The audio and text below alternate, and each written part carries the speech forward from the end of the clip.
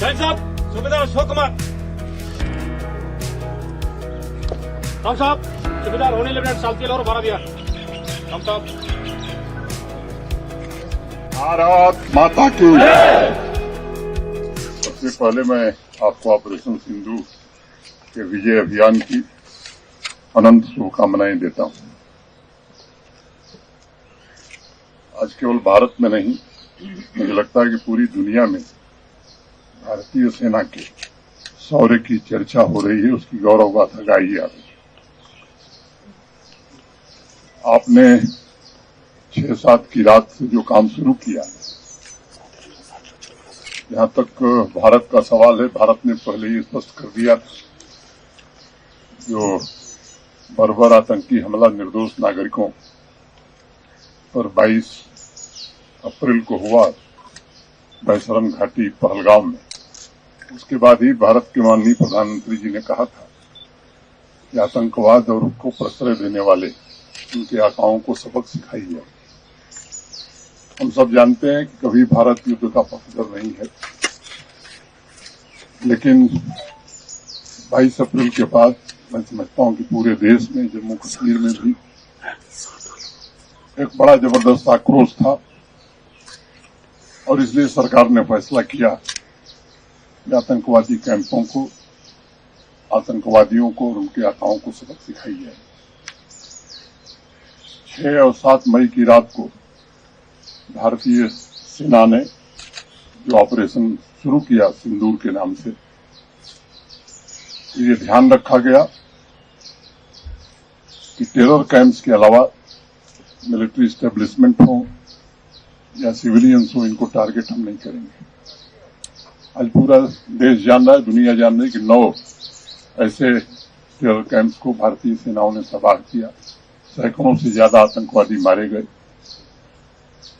और उसके बाद पाकिस्तान को बता भी दिया गया था, लेकिन आतंकवादियों और आतंकवादियों के कैंप पर हमले को पाकिस्तान ने खुद पर हमला माना और फिर आप तो प्रत्यक्ष गवाह हैं किस तरह से 1:30 बजे रात से उन्होंने पुंछ इलाके में फायरिंग शुरू की। जिस तरह से आपने साहस के साथ उसका जवाब दिया, मैं कह सकता हूं कि वहां तबाही ज्यादा हुई है, मंजर तबाही का उन लोगों ने देखा है।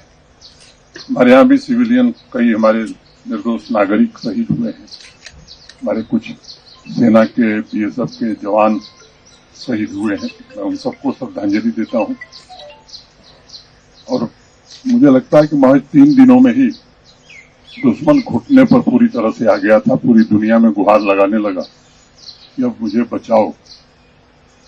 जैसा भारत सरकार ने पहले ही तय किया था कि हम युद्ध नहीं चाहते हैं, हम केवल आतंकवाद को खत्म करना चाहते हैं, उनके आकाओं को खत्म करना चाहते हैं। आज ये पाकिस्तान को भी पता है, दुनिया को भी पता है कि पाकिस्तान में कुछ भी ऐसा नहीं है जो भारतीय सेना के जद में नहीं है। मैं उसके विवरण में नहीं जाना चाहता हूं। आपके शौर्य और पराक्रम से पूरा देश गौरवान्वित है और भारत के 140 करोड़ लोग पहले से भी सेना पर गर्व करते रहे हैं और मुझे लगता है कि इस ऑपरेशन सिंदूर के बाद आपके पराक्रम को, आपके शौर्य को देखते हुए वो प्रतिबद्धता और प्रगाढ़ हुई है, बढ़ी है।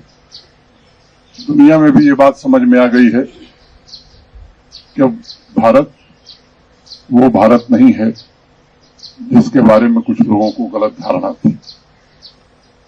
ये सच है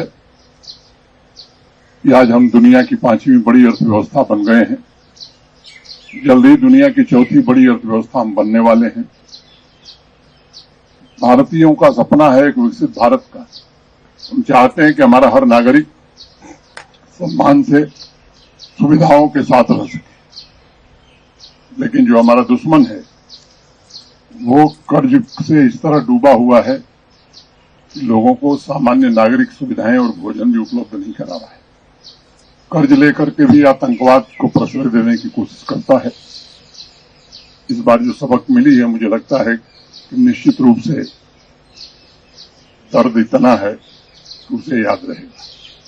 लेकिन फिर ये बात कही जा सकती है कि जो आज भारत का संकल्प है, भारत की सरकार का, भारतीय सेनाओं का जो निश्चय है, अब की बार गलती करेगा तो मुझे लगता है कि ऐसा सबक मिलेगा कि उसकी 7 पीढ़ियां याद करेंगी। मैं फिर से आप सबके शौर्य को, आपके बहादुरी को, आपके पराक्रम को और जिस तरह से सामान्य समय में आप यहाँ के नागरिकों की जान माल की रक्षा में लंबे समय से लगे हुए, मैं उसको नमन करता हूँ। और आगे भी मुझे जाना है, आप सबसे मिलने का सौभाग्य मिला, ये मेरे लिए बड़ी खुशी की बात है। यही बात कर करके मैं अपनी बात को विराम दूंगा। भारत माता की जय! भारत माता की जय! भारत माता की जय!